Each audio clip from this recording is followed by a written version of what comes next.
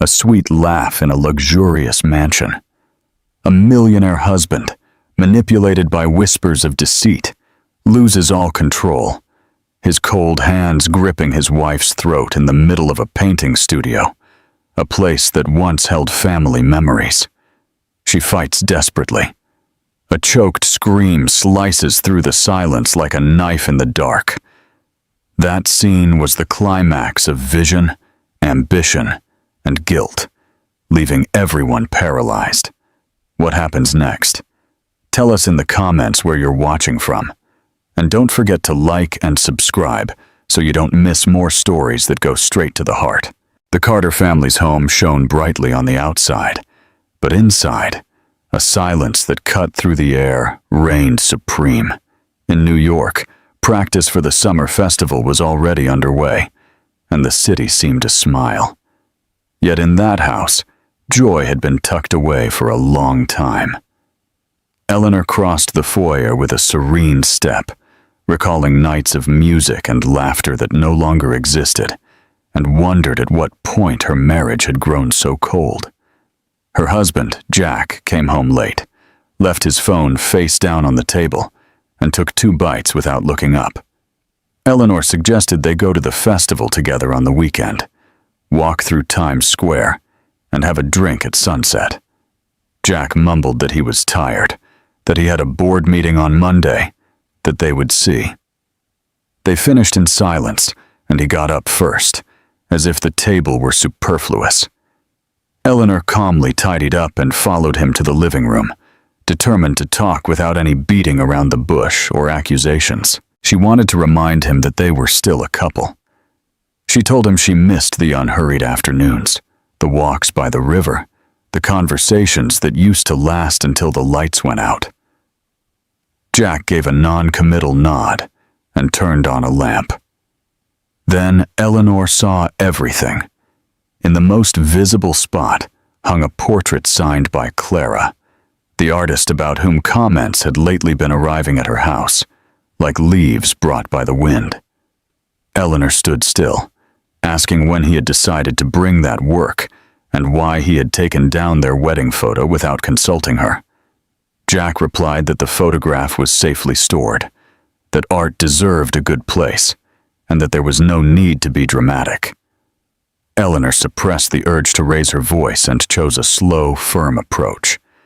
She reminded him that this home had been built by the 2 of them, and that deciding together what to display was not a detail. It was respect. Jack repeated that he was tired, that he didn't want to argue, that they would talk another day. She knew that another day would never come if she didn't force it. She looked at the portrait and perceived the unspoken story. She saw scenes without her presence, messages sent at hours that were once theirs, calls that were cut short when she entered the room. She took a deep breath to order her words and asked that he take down the painting until they could talk calmly. Jack shook his head and spoke of prestige, contacts, and invitations. Eleanor understood that it wasn't about taste, but about a declaration. That portrait occupied the symbolic place of their shared history. That gesture turned their marriage into a stage where one person decides and the other observes. To avoid accusations, she changed course and spoke about the weekend. She suggested visiting her parents and stopping by a downtown gallery for an exhibition. She said she felt like walking without an agenda, blending in with the crowd, and celebrating that spring was alive. Jack barely looked at her, promised to think about it, and typed a brief message. Eleanor felt the silence settle between them again like a wall. A while later, he commented on the price of the painting and the value of its author. Eleanor replied that the value of a house is not measured by a canvas, but by what happens inside it. Jack raised his eyebrows with annoyance and ended the conversation with a, "We'll talk later." Eleanor noticed the precipice of useless words and decided not to continue. She said she would go upstairs for a moment and that she would be leaving early the next day. Jack asked if she wanted the car, offered the chauffeur, and she refused with a gesture. She would take the subway. She liked to listen to the city when traveling together, to see hands with market bags, children with balloons, and grandparents arguing about baseball. Before leaving the living room, Eleanor gathered the serenity she had left and calmly insisted again. She asked Jack to put himself in her shoes for a minute. She asked if he really thought it was fair that the face of another woman should occupy the place of their shared memory. Jack, standing by the sofa, held her gaze for an instant and repeated that she shouldn't overreact. "Art," he said, "doesn't need permission." Eleanor collected 2 glasses, took them to the kitchen, and returned to say goodbye. She wasn't looking for a scene. She was looking for clarity. She thought of her mother, of the patience with which she folded blankets, of the way her father always offered coffee twice so that no one was left without a kind gesture. She remembered that family teaches you to talk face to face without humiliation. She decided she would do the same. She went up the hallway and closed her bedroom door to take a deep breath. She looked at herself in the mirror with serene attention. She saw she was tired, but still in charge of her decisions. She took her phone and checked the hours of a gallery downtown. She planned her morning without consulting, ready to follow a straight line. She knew she needed to look into the eyes of the woman who was starting to circulate in her life with a name of her own. She also knew that she had to do it with calm and dignity. She went down for her purse, left a note with a shopping list, and returned to her room. She breathed in the silence of the house and heard a festival song from a distance. She sat on the bed, placed her hands on her knees, and allowed her fatigue to transform into a simple determination.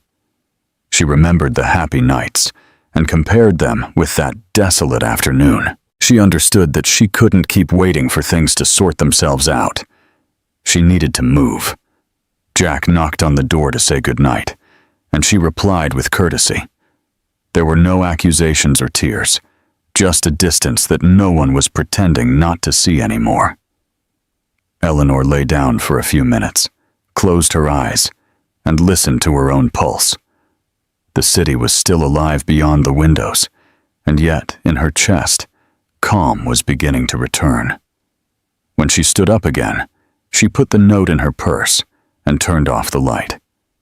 Before sleeping, she looked toward the dark hallway like someone calculating the path of the next day.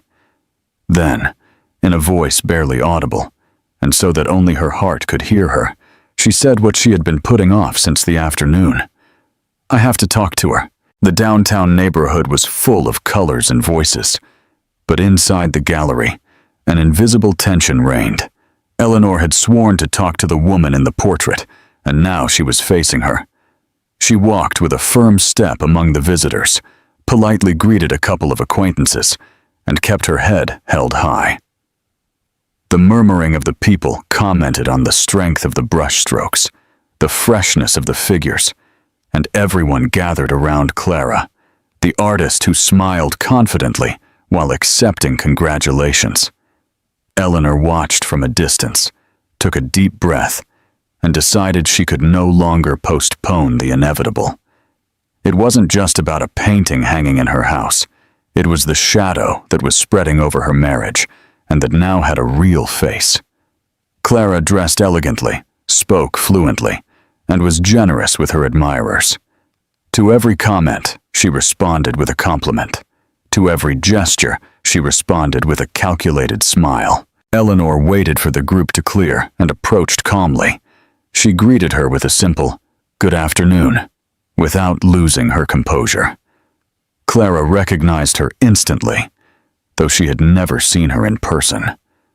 There was something in the way she looked at her that gave away the legitimate wife. The atmosphere tensed without the need for words. One of the gallery's collaborators discreetly withdrew, aware that this conversation was not part of the official program. Eleanor took the initiative. She asked Clara to speak in a quieter corner, and she accepted, feigning naturalness. They went to a side room where minor works hung, with fewer people. There, Standing face to face, the real duel began. Eleanor spoke with clarity. She said she understood perfectly what was happening and that she did not plan to be silent. She asked her to leave Jack alone, not to insist on appearing in their lives as if she had some right. She reminded her that there was a marriage, a history, and a life together that deserved respect. Clara listened without interrupting, tilted her head, and after a few seconds, began to cry softly. The tears surprised Eleanor, but did not confuse her. Clara covered her face with her hands. She mumbled that Jack had abandoned her, that she truly loved him, that she had only been a victim of unfulfilled promises. She spoke in a broken voice, painted a scene of loneliness and helplessness, and managed to get a couple of passing visitors to stop for a few moments. They saw Eleanor in front of a woman who was crying and frowned, interpreting without understanding. Clara knew that every tear was a weapon, and she used them with mastery. Eleanor remained calm. She didn't raise her voice or fall into the trap. She replied that she didn't believe her, that she knew how to recognize a theatrical performance, and that her role as a victim could not hide the reality. Clara smiled through her tears, as if she had gotten what she wanted. With a slight gesture, she attracted the attention of a critic who admired her, and, without saying anything, let the scene speak for itself. Eleanor felt surrounded by an uncomfortable murmur, but she didn't let herself be defeated. She remembered her mother's teaching. Never get into the mud of insults, because the mud always stains both people. So she spoke with serenity, yet with firmness. She said that the truth would come out sooner or later, that what is built on lies does not last. She looked Clara directly in the eyes and warned her that the story was not going to end in that room, or with fake tears.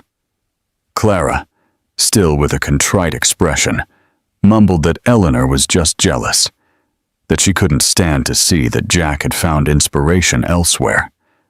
That phrase ignited a spark in Eleanor's chest. It wasn't jealousy. It was dignity. It was the defense of a shared life that was being despised with gestures and words.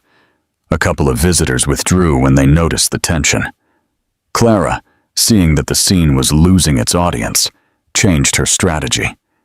She took a step closer and spoke almost in a whisper. She told Eleanor that Jack needed her, that his career depended on the relationship with her, that there was more at stake than simple feelings. Her eyes shone with ambition disguised as fragility. Eleanor understood that behind the tears was calculation, that everything was a strategy to maintain her position in the artistic and social circle. That certainty gave her strength. Eleanor straightened her shoulders, took a deep breath, and replied that she did not intend to play that game. She reminded her that her marriage was not a contract or a stepping stone for anyone's ambition. Clara was silent for a few seconds, and then changed her expression. The tears disappeared. Her mouth curved into a brief, icy smile. She leaned toward Eleanor, like someone sharing a secret, and told her that no matter what she did, in the end, Jack would choose the place where he felt admired. That phrase was like an invisible blow. Eleanor did not react with anger. She reacted with coldness. She replied that respect is not negotiable, and that she was willing to defend it with her head held high. At that moment, Jack appeared at the door. He didn't enter the room. He stayed at a distance, observing. He saw Clara wiping away tears. He saw Eleanor with a firm expression. He didn't ask anything. He didn't interrupt. But his presence added weight to the scene. Clara turned to him with a pitiful expression. She sought his gaze as someone begging for protection. Eleanor understood the maneuver and knew that the worst was yet to come. The time had come to make a decision. She could not continue to allow another person to dictate the course of her life with lies and manipulations. Eleanor said goodbye with a simple, "Good evening." Her voice did not tremble. Clara watched her walk away, and on her lips appeared another smile, this time of momentary triumph. Before leaving the gallery, Eleanor heard her whisper, so softly that only she heard it. "You'll see who wins this game." The phrase lingered in the air like a dark echo. Eleanor did not respond. She did not turn her head. She walked toward the exit with her heart racing, and the certainty that this battle had only just begun. On the street, the cool night air hit her face. The noise of downtown, with its open bars and people talking on the patios, enveloped her as a reminder that life went on, beyond deceit and fake tears. She clutched her jacket, took a deep breath, and thought about her next move. She couldn't stay silent anymore. The way home was long, not because of the distance, but because of the weight of the decision in her chest. The city wasn't looking at her, but she felt that her steps were marking a different direction. When she got home, the clock was striking midnight. Jack still hadn't returned. Eleanor looked at herself in the foyer mirror and saw she was different. She had faced the woman who intended to take her place and had discovered the real face behind the mask. She went up the stairs with a firm step, got ready for bed, and before closing her eyes, she repeated to herself in silence that it wasn't over. The battle for her dignity and for the truth was just beginning, and she was ready to fight it with calm, with serenity, and with all the strength of her family behind her. The afternoon in Jack's studio smelled of fresh paint and betrayal. Clara's words still resonated in Eleanor's mind, more as a warning than a threat. From the downtown gallery, she had returned with a racing heart and a bitter certainty. The woman in the portrait not only wanted the place of a wife, she wanted to destroy her little by little. Eleanor decided that tonight she would confront Jack. She went up the stairs with a firm step, found him in the studio reviewing some sketches, and took a deep breath before entering. It was not the time for evasion. She had to speak, even if her voice broke in the middle of the storm. Jack was standing, arms crossed, feigning calm. There was a tension in his eyes that gave him away, as if he had been arguing with himself for hours.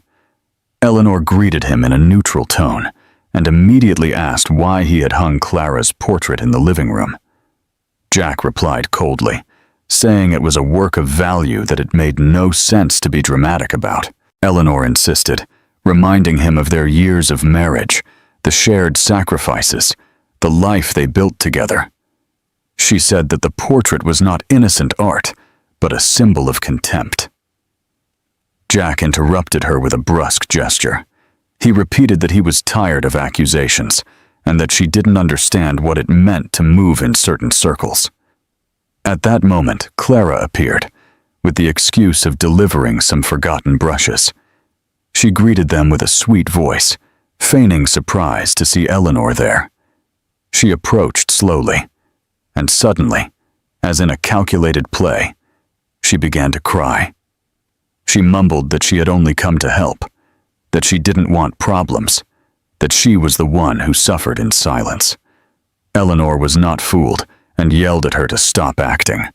She pointed to the door and told her to get out of the house.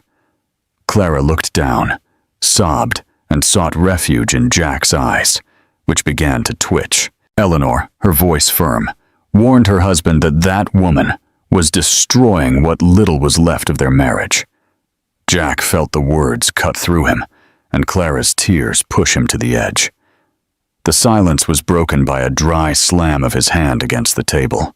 He shouted that he was fed up, that he couldn't stand any more humiliation, that he wasn't going to allow anyone to insult Clara in front of him. Eleanor took a step back, incredulous, and replied that what he couldn't stand was seeing how he himself was destroying their family. Clara, her face still wet, made a grimace that no one else saw. It was the sign that the plan was working. Her feigned crying had taken hold of Jack, and every word from Eleanor was perceived as an attack. Eleanor raised her voice. She demanded that Jack choose between his marriage or that farce. And then, everything exploded. Jack advanced toward her with his fists clenched. Eleanor did not retreat. She looked him directly in the eyes. The moment seemed suspended until he grabbed her by the neck with violence. He squeezed with a blind fury, without measuring his strength, without listening to reason. Eleanor tried to free herself. Her hand sought to push him away while she lacked air. Her face turned red, her eyes filled with involuntary tears. The scene was brutal, an outburst of anger contained for months. Clara watched in silence, and little by little, the feigned sadness turned into a smile of triumph. What she had wanted from the beginning was fulfilled before her eyes. The separation of the Carters. Every second of that assault was for her the confirmation of her victory. Her gaze shone with malice as she enjoyed the spectacle. Eleanor tried to utter a few broken words, begging him to let go.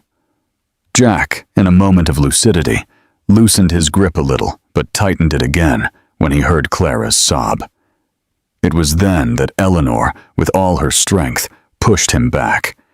He stumbled against an easel and lost his balance for a moment. Eleanor's breathing was ragged. Her hands trembled, but her voice came out with a clarity that cut through the silence. She told him she would never allow him to treat her like that again, that what he had done was unforgivable. The echo of her words resonated in the studio. Jack stood still for a few seconds, unable to process what had just happened. The fury transformed into fear. Fear of what he had done and what he could lose. He looked at Clara for comfort, but all he received was a cruel smile.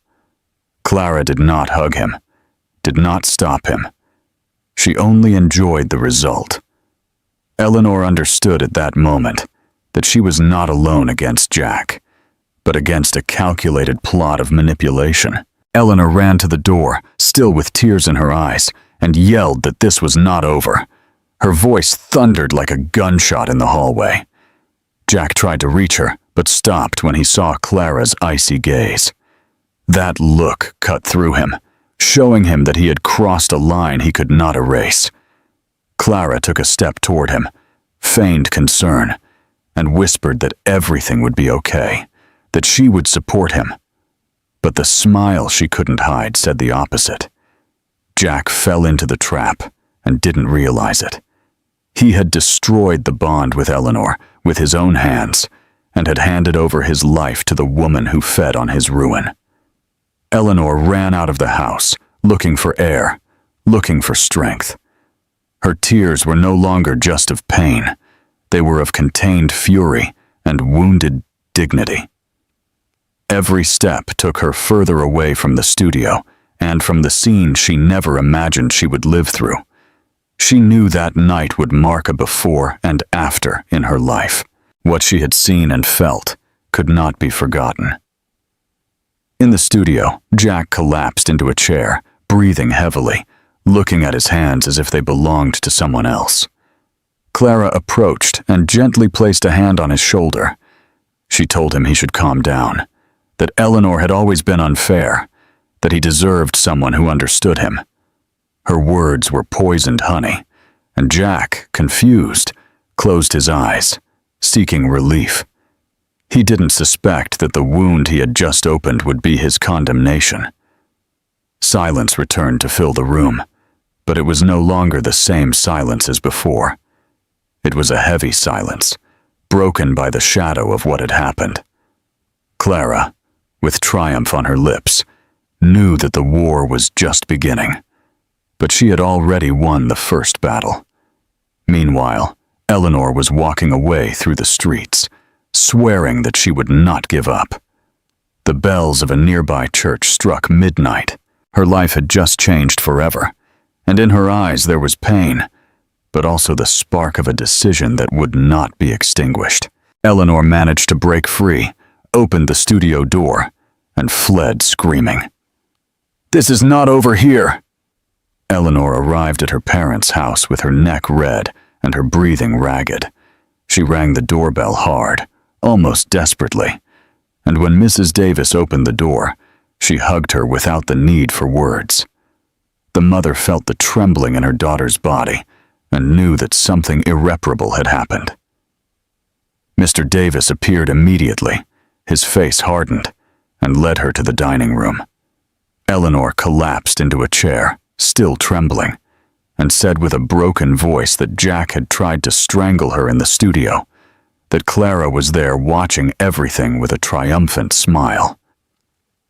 The silence in the room was like contained thunder. Mrs. Davis covered her face with her hands, unable to hold back her tears. Mr. Davis hit the table with his fist and swore that it would not go unpunished. Eleanor, between sobs, recounted every detail, from the argument in the gallery to the brutal scene in her own house. Her words were knives, and each one stabbed into the hearts of her parents. Mrs. Davis prepared a chamomile tea to soothe her daughter's throat, but Eleanor could barely drink a sip. She wanted to talk. She wanted to get the poison of that night off her chest. She said that Clara had faked tears, that she had hidden behind the mask of a victim, and that Jack had fallen into the trap like a blind man. The most painful thing was remembering the moment he squeezed her neck with his hands. She said that in his eyes there was no love or doubt, only rage. Mrs. Davis cried in silence, caressing her hand, repeating that she was alive, that that was what was important. Mr. Davis, standing in front of the window, breathed like a bull preparing to charge. He said that Jack had crossed a line, that no business, no prestige could justify such brutality. Eleanor tried to justify herself, saying that she had yelled, that she had asked for explanations, but that at no point did she deserve that violence. She wanted to make it clear that she was not a passive victim, that she had resisted, and that in the end, she had managed to push him away and escape. Mr. Davis looked at her with pride, but also with impotence. He said that the most dangerous thing was not the physical blow, but Clara's smile watching the spectacle. That detail made the air feel heavier. Mrs. Davis repeated that dignity could not be lost, that even if Jack crawled back later begging for forgiveness, the marks on Eleanor's neck were indelible proof. The conversation became more tense when Eleanor mentioned the message Jack had sent her minutes later. It said he was sorry, that he only wanted peace, that it had all been a misunderstanding caused by Clara's hysteria. Mr. Davis demanded to see the phone. Upon reading it, he threw the newspaper on the table and exclaimed that those words were pure cowardice, that peace is not asked for after squeezing a wife's neck. Mrs. Davis, more compassionate, said that perhaps it was a first step, but Eleanor interrupted and assured them that she would not reply. She said she no longer trusted his repentance, that every apology was a chain that tied her more to a hell. Mrs. Davis suggested waiting until the next day and meeting at a classic New York cafe with an old family friend who was a journalist, someone who knew the truth of social circles and could give advice. Eleanor accepted, although her heart was still on fire. She knew she needed outside help to face Jack and Clara's power and manipulation. Mr. Davis nodded gravely and said that, in the meantime, his daughter would not return to that house. Eleanor hugged her parents and felt, for the first time in hours, a small haven of security. The night advanced slowly. Eleanor relived the scene over and over, each time more convinced that Clara had planned everything. She told them how the woman had feigned weakness, how she had sought Jack's gaze at the exact moment, how she had enjoyed it when he lost control. Mrs. Davis sobbed upon hearing that word. Plan. Mr. Davis murmured that turned Clara into a declared enemy, more dangerous than any business adversary. Eleanor stood up and looked at herself in the dining room mirror. The reflection showed a woman with a marked neck, but with eyes alight. She said aloud that she didn't want revenge. She wanted justice, and that if Jack wanted to show repentance, he would have to break up with Clara and take that portrait out of the living room. Mr. Davis applauded his daughter's clarity. He said that a woman who knows what she demands has already won half the battle. Mrs. Davis hugged her, proud of her integrity. The tension returned when Mr. Davis asked Eleanor to describe again how Jack had put his hands on her neck. Eleanor obeyed with pauses, each word loaded with pain. Mr. Davis clenched his jaw and slammed the table with an open palm. He swore that Jack would have to answer, that no family name or wealth would protect him. Mrs. Davis begged him not to lose his head, that justice should be sought with intelligence, not with impulses. Eleanor, in tears, asked her father not to act that very night. She said she was safe, and that the important thing was to think through every step. Finally, Eleanor went up to the guest room. She looked at herself in the mirror and recognized a new version of herself, marked by pain, but also by determination. She remembered her childhood days, family dinners, advice on patience and dignity. She understood that what she now carried in her chest was not pure rage. It was a memory of what she deserved and what she would never accept again. She went down again to hug her father and said, "Thank you," in a firm voice. He replied that a family name is worth nothing if it doesn't defend people.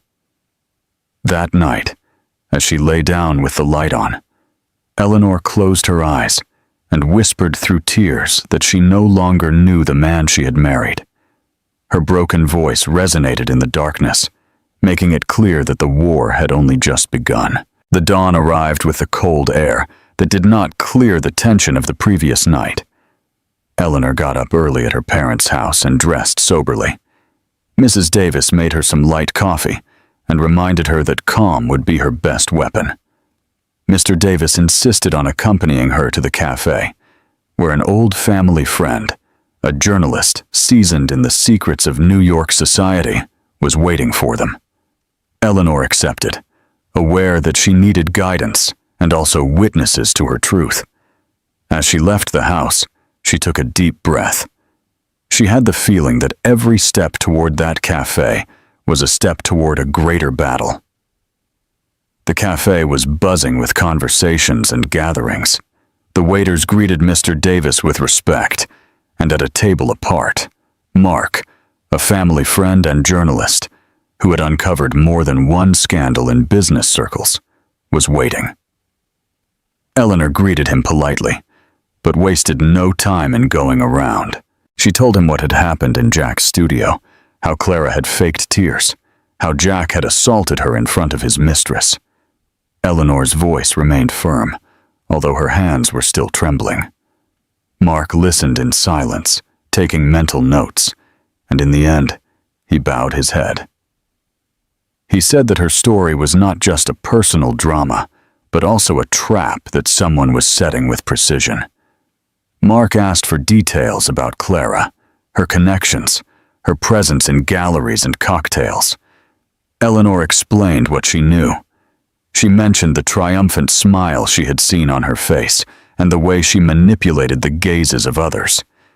Mr. Davis intervened harshly, assuring them that all of that was part of a plan to sink the Carter's family, and that what had happened in the studio was the clearest proof. Mrs. Davis, more serene, asked them to think about the strategy carefully, because a false step could turn against them. Mark agreed. He said that Clara was not acting alone, that she had support in certain art circles, and that it was most likely that she would use her story to gain sympathy. Eleanor felt that the weight of the truth was getting heavier, but also that she was no longer alone. She told Mark about Jack's message, that empty apology in which he asked for peace as if nothing had happened. The journalist laughed bitterly. He said that Jack's words were a poorly written script, a confession disguised as calm. Mr. Davis clenched his fists and swore that that man would not lay a finger on his daughter again. Mark, pragmatic, asked for patience. He explained that the most important thing was not to let Clara write the narrative. If they remained silent, the other side would occupy all the space. Eleanor then understood that her silence could become her worst enemy. She confessed that she felt ashamed, that she didn't want her life to become a spectacle, but that she also couldn't bear to see Clara play the victim in front of everyone. Mark looked her directly in the eyes and assured her that dignity is also defended by telling the truth, even if it hurts. Mrs. Davis supported that idea, reminding her daughter that hiding only protects the guilty. Eleanor took a deep breath and decided that she would speak, that her voice would be clear and unadorned. At that moment, an acquaintance entered the cafe and greeted Mr. Davis. He approached with curiosity, asking if it was true what he had heard about an argument at the Carter's house. Eleanor tensed. She didn't want rumors, but she understood that they were already circulating. Mark intervened and masterfully deflected the conversation, but the scene served to confirm that the story was escaping their control. It was a matter of days, perhaps hours, before all of New York would be talking about what had happened. Mark proposed that they prepare a clear story before the gossip multiplied. He suggested that Eleanor give her version privately to trusted people, that she should appear firm but not vengeful. He said that people always respect more those who speak with serenity than those who shout with rage. Eleanor listened and nodded. She knew that her path would not be easy, but she also knew that remaining still would be allowing Clara to gain ground. Mr. Davis hit the table and said that the Ruiz family would be united in every step. Mrs. Davis took her daughter's hand and assured her that pain could be turned into strength. The conversation lasted almost 2 hours. They talked about possible allies, old friends who still respected the Ruiz family name, and neighbors who had seen the deterioration of the marriage. Eleanor was surprised by the network of support that was beginning to emerge. For the first time since the assault, she felt that shame was giving way to a strange calm, as if in the midst of the chaos, she had found a point of firmness. Mark concluded that the battle was just beginning, but that the truth, if told clearly, could checkmate Clara's plan.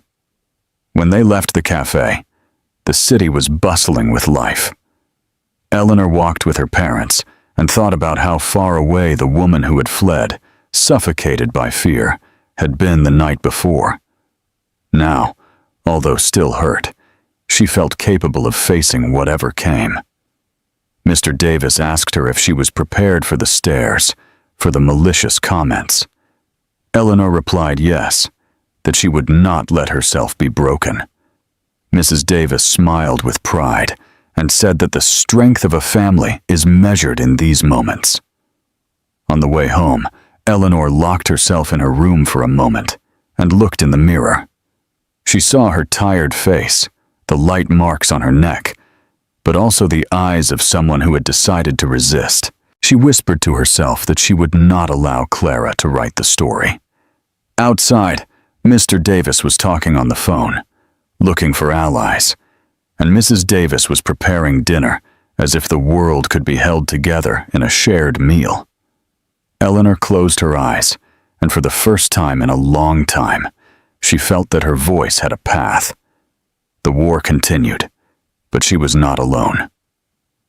That night, as the lights of New York came on, Eleanor sat with her parents and said aloud that she was ready to fight with the truth. Her words resonated like an oath, and Mr. Davis squeezed her hand tightly. Mrs. Davis, with contained tears, said that this was the beginning of a new stage. Eleanor looked out the window and thought of Jack and Clara, but not with fear, but with the clarity of someone who has decided not to be silent anymore. Jack woke up with a knot in his stomach. He had barely slept, tormented by the image of Eleanor escaping from the studio with tears in her eyes and her breathing ragged. Clara had stayed with him until late, whispering that it was all his wife's hysteria, that he had a right to defend himself, that he should free himself from that burden to be truly free. However, in the silence of the morning, those words turned into knives. His conscience returned the echo of what he had done and confronted him with an uncomfortable truth. He had crossed a line from which there was no return. He decided to go to Clara's gallery with the intention of clearing his thoughts. He found her smiling, talking to a foreign art dealer, as if nothing had happened the night before. Jack took her to a corner and asked for an explanation. He wanted to know why she had faked tears in front of Eleanor, why she had provoked the argument. Clara feigned surprise and denied it with a broken voice, but a flicker of arrogance shone in her eyes. She told him that she did everything for him, that Eleanor would never support him like she did, that the art world needed a muse capable of giving him prestige and visibility. Jack hesitated, but the memory of Clara's smile while he lost control made him tremble. That same day, he received a call that hit him like a hammer.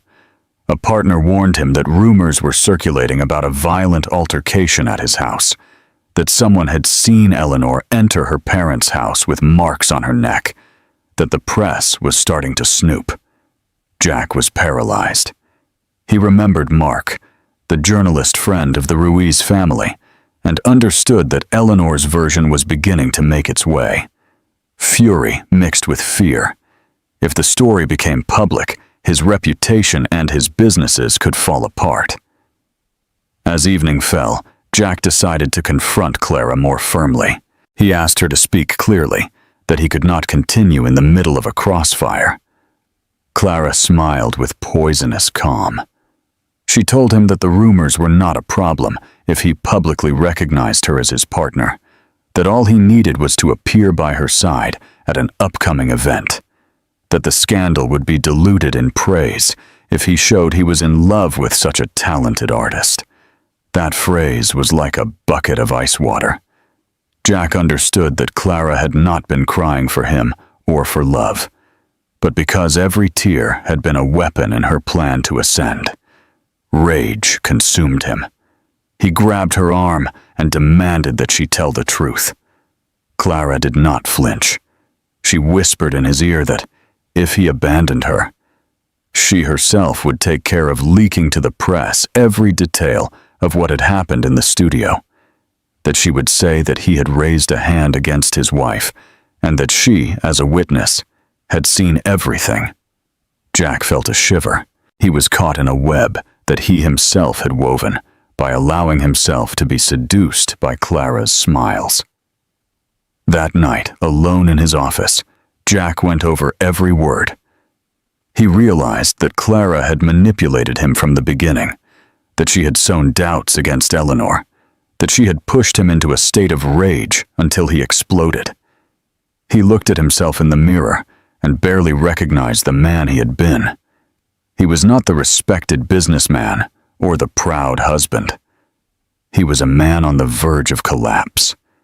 He thought of Eleanor, of the years they had shared, of the trust he had destroyed, and he felt for the first time a deep fear of losing everything, not just his prestige, but the only person who had ever truly supported him. The next morning, Jack received an unexpected visit. A close friend of the Ruiz family asked him to reconsider, that Eleanor was surrounded by support, that the press was waiting for just a spark to start the fire. He warned him that Clara was not an ally, but an executioner, that she had already started talking to other dealers about the fall of the Carters. Jack swallowed hard and understood that the rumors were not mere echoes. They were knives aimed at his heart and his family name. Jack looked for Clara one last time. He found her at a cocktail party, laughing loudly, surrounded by admirers.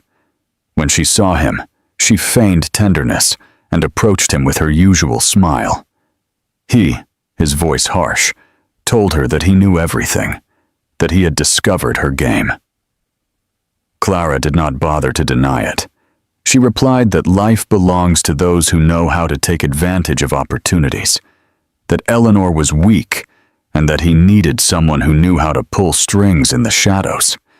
Jack, his face distorted, understood that the woman he had presented as inspiration was, in reality, the architect of his ruin. Upon returning home, the emptiness became unbearable. Jack fell to his knees in his office and pounded the floor with his fists. The echo of his breathing was the only sound in the room. For the first time in years, he did not think about business or prestige. He thought about the word forgiveness. He remembered Eleanor's gaze before she escaped, a mixture of fear and dignity, and he knew that image would haunt him forever. At that moment, his mobile vibrated with a new message from Clara. It said that his time was running out, that he had to choose either her, with all that implied, or the public scandal that would sink him. Jack looked at the screen with trembling hands and understood that he was facing the most brutal truth. He had been a pawn in a game he never understood. Jack collapsed on the sofa, defeated. The weight of his mistake was crushing him. He closed his eyes and mumbled that he had lost his way, that Clara had manipulated him, that Eleanor had been right from the beginning. The confession did not change anything, but it marked the beginning of his downfall. Outside, the city continued with its usual noise, but inside that house, a deadly silence had settled. Jack, his voice subdued, acknowledged that he was losing everything he once thought was his. In the gloom of the night, while the phone vibrated with insistence, Jack whispered to himself, "I have fallen into Clara's trap, and maybe there is no way out." Eleanor woke up in her parents' house with a weight on her chest that wouldn't let her breathe. She knew that rumors were already circulating throughout New York. She knew that Clara was pulling her strings, and that Jack, in his silence, was allowing the lie to spread like wildfire. During breakfast, Mr. Davis told her in a grave voice that several partners had called, asking about what had happened. Mrs. Davis, more worried, looked into her eyes and warned her that the story would soon become public and that she had to decide whether to remain silent or speak out. Eleanor understood that she could no longer hide. The pain in her neck was still visible, but her greatest wound was in her soul, in her betrayed pride. That same day, Mark, the family's journalist friend, showed up with a folder full of documents. He had obtained evidence that Clara had manipulated contracts and falsified data in the gallery to appropriate money and contacts. He explained that she was not only an ambitious woman, but also a fraud who used art as a cover. Eleanor listened to him carefully and understood that this was the missing piece. It was not just about clearing her name, but about completely unmasking Clara. Mr. Davis suggested taking the evidence to court immediately. Eleanor, more cautious, said that they must first ensure that the media received the information at the same time. The truth had to explode with such force that no one could cover it up. In the afternoon, Jack appeared at the Davises' house, defeated, with a lost look. He asked to speak with Eleanor again. Mr. Davis refused at first, but she accepted, on the condition that the conversation be brief and without shouting. They locked themselves in the living room, and the silence was unbearable. Jack tried to apologize. He said he was sorry, that Clara had manipulated him, that he didn't know when he had lost control. Eleanor listened to him coldly. When he finished, she told him that his repentance was late, that his actions had left scars that no apology could erase. Jack broke down in tears, begging for an opportunity to make amends. Eleanor remained firm. She told him that if he wanted to redeem himself, he would have to publicly break up with Clara and hand over all the evidence of her complicity. While that conversation was happening, Clara was preparing for her final blow. She called the press to announce a major international exhibition, and presented herself as the persecuted artist who had survived the jealous rages of Jack's wife. Her speech was dramatic, calculated, full of phrases designed to generate pity. But what she didn't expect was that. Just as the cameras were focusing on her, the documents that Mark had prepared began to circulate on the journalist's mobile phones. Falsified contracts, emails where she admitted to manipulating Jack, even messages in which she mocked the naivete of art dealers. The room turned into chaos. Clara tried to yell that it was a setup, but the evidence was too clear. Eleanor received the news at home from Mark, who came running with his phone in his hand. The smile on his face was the confirmation that the plan had worked. Mr. Davis hugged his daughter tightly, saying that the truth, although late, always wins. Mrs. Davis cried in silence, grateful that her daughter's honor was beginning to be restored. Eleanor, however, did not celebrate. She knew that the battle was not completely won. Clara still had allies, and Jack still had to decide whose side he was on. At dusk, Jack returned. This time he brought a folder of his own. He handed it to Eleanor and told her that in it were all the emails, contracts, and movements in which he had participated under pressure from Clara. His voice was weak, almost broken. He admitted that he had fallen into the trap out of weakness and ambition. Eleanor looked at him intently. In a long silence, she evaluated whether there was still any humanity left in that man. Finally, she told him that those proofs would serve their purpose, but that his forgiveness was not at stake. What was at stake was justice. That night, the news spoke of Clara's fall. The headlines no longer spoke of a victim artist, but of a manipulator exposed. Society was divided between morbid curiosity and indignation. Jack became another spectator of the collapse that he himself had helped to provoke. Eleanor, on the other hand, was transformed into the voice of resistance. Her interview, added to the evidence, had placed her as a symbol of courage in the midst of a world of lies. Before going to sleep, Eleanor went out onto the balcony of her parents' house. She looked at the illuminated New York sky and remembered every moment of pain, every tear, every silence. She understood that she had survived not only because of her strength, but because of the unity of her family and the truth she had dared to tell. She closed her eyes and promised that the next step would be to ensure that neither Clara nor anyone else could destroy another person's dignity so easily. In the gloom of the night, with the echo of the city in the distance, Eleanor whispered to herself that the war was not over yet. The trial was yet to come. She still had to face those who had wanted to destroy her. But one thing was certain. Fear no longer had a place in her heart. Eleanor woke up the day of the trial with a calm that surprised her. She had spent weeks of storms, interviews, rumors, sleepless nights. But looking at herself in the mirror, she saw that she was firm. She knew that this day would not only decide the fate of Clara and Jack, but also her own. Mr. Davis and Mrs. Davis accompanied her to the courthouse, holding her arm with the pride of those who know that truth is stronger than any lie. The room was packed with journalists, businessmen, and curious onlookers. All of New York seemed to have stopped to witness that outcome. When Eleanor entered, all eyes turned to her. She walked straight, without wavering, and took a seat next to Mark, who was acting as her advisor. At the other end was Clara, impeccable as always, but with a look of nervousness in her eyes. She tried to maintain her victim role, but the attention of the room betrayed her. Jack, on the other hand, looked haggard, as if he had aged 10 years in a few weeks. He had decided to testify and present himself as a collaborator, a late attempt to redeem himself in the eyes of everyone. The prosecutor opened the hearing by recounting the facts. The assault against Eleanor, Clara's manipulation, the evidence of falsified contracts, and the testimonies that confirmed the web of deceit.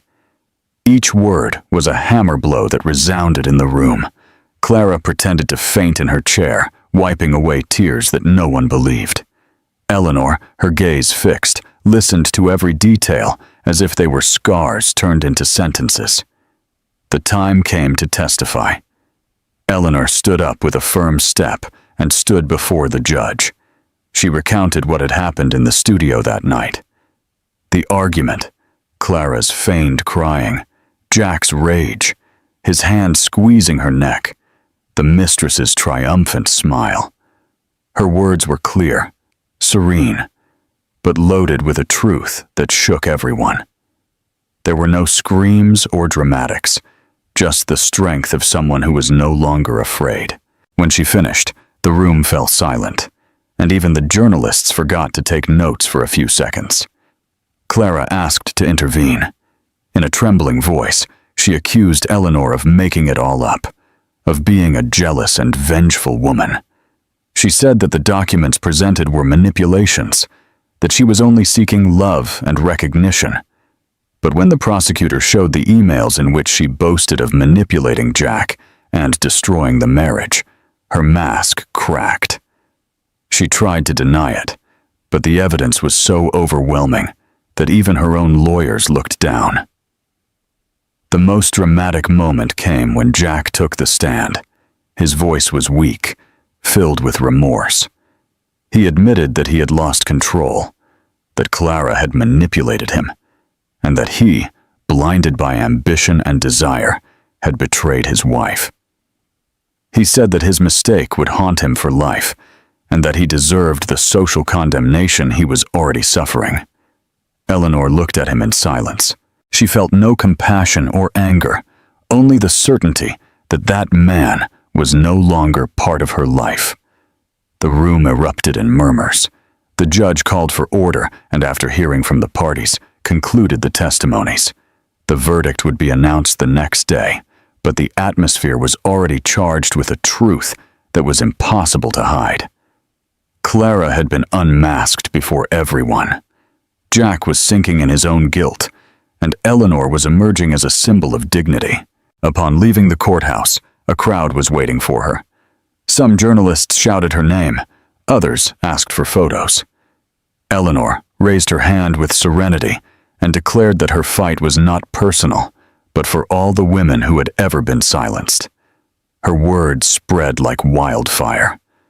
New York spoke of her that night, not as a victim, but as an example. In the privacy of her home, Eleanor sat with her parents. Mrs. Davis caressed her face and said that she had shown a strength that even they had not imagined. Mr. Davis, with moist eyes, confessed that he had never been so proud. Mark toasted with them with a glass of wine and assured them that what had happened would mark a before and after. Eleanor smiled for the first time in weeks, not because of the victory itself, but because she had recovered what she thought was lost: inner peace. The next morning, the judge delivered the sentence. Clara was found guilty of fraud, manipulation, and falsification. Jack was publicly reprimanded, forced to take responsibility, and removed from his corporate positions. The room erupted in contained applause, and Eleanor, with tears in her eyes, breathed a sigh of relief. It wasn't revenge. It was justice. That night, Eleanor walked alone through Times Square. The lights illuminated the cobblestone pavement, and the city buzzed with its usual hustle and bustle. For the first time in a long time, she felt that she could look to the future without fear. She remembered the words she had repeated to herself so many times: "The truth always endures." She looked up at the starry sky and swore that she would never let pain chain her again. She had survived, she had fought, and she had won. With a firm step, she walked away through the crowd, leaving behind the shadow of Jack and Clara. The story had ended, but in her heart, a new stage was opening. Eleanor had reclaimed her life, and above all, she had shown that the strength of a united family and personal dignity could tear down any empire built on lies. In the memory of those who heard this story, the image of a woman who walked through the darkness to reclaim her voice remains. It was not the roar of the headlines or the public downfall of the guilty that marked the end, but the serenity with which she chose to walk forward, accompanied by the quiet strength of her family. The echo of that trial was not just a social episode. It was the confirmation that even in the most bitter moments, dignity can be reborn when the heart is held by true love. The lesson that emerges is clear. No one can erase the pain of the past, but it is possible to transform it into a new opportunity to reconcile with oneself and with others. Forgiveness does not always mean forgetting, but learning to live with scars that remind us where we came from and where we do not want to return. Like the bells that ring every afternoon in Times Square, reminding us of the continuity of time, life always offers second chances to those who know how to listen to them with humility. The family, in its daily simplicity, becomes the most solid refuge against the storm. And love, when defended with courage, illuminates even the darkest corners. Perhaps now, while each of us thinks about the affections that surround us, it is worth stopping for a moment, looking into the eyes of those who accompany us, recognizing their small gestures, valuing the calm of a shared conversation, or the knowing silence of any afternoon. Because in the end, true wealth is not measured in power or prestige, but in the certainty of having a home to return to. If this story has awakened any emotion or memory in you, share it with those you hold dear, because in that transmission, the flame of a community that learns from its own experiences is lit. And so, like a candle lit in the gloom, love and family unity will continue to be a beacon and comfort on the journey of our lives.